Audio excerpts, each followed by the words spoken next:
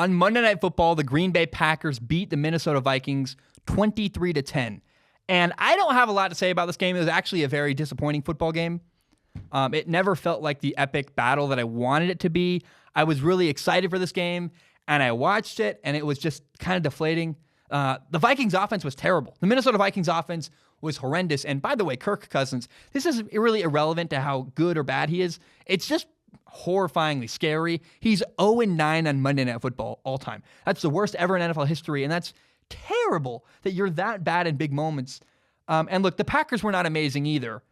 The Packers had 3 turnovers. The Packers fumbled twice. Aaron Rodgers had a really bad interception. It was just a bad decision.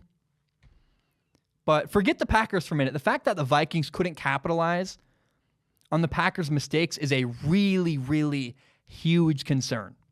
I mean, the Vikings literally started a drive. They started one of their drives first and goal on like the 9 or 10 yard line, and they couldn't punch it in. They had to kick a field goal.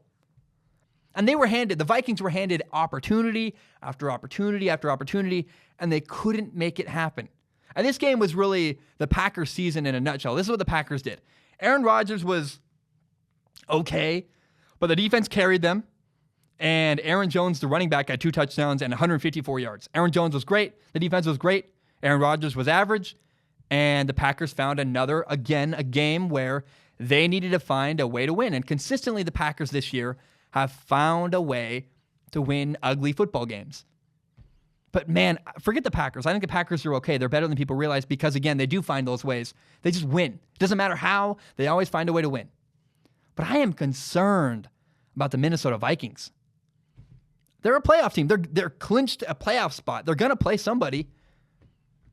And I think they're going to lose wild card weekend. They might even lose to a team like the Dallas Cowboys or the Philadelphia Eagles. The Vikings are likely to lose in the first round of the playoffs. And you can say part of why the Vikings offense was so bad on Sunday, or I guess on Monday night, was because they were missing their running back, Dalvin Cook. And you can say that if you want, but Dalvin Cook, his lack of being there and lack of playing was not the issue for the Vikings offense. The Vikings' problem was Kirk Cousins was bad. Kirk Cousins was sacked 5 times. The offensive line was bad too. They were missing assignments.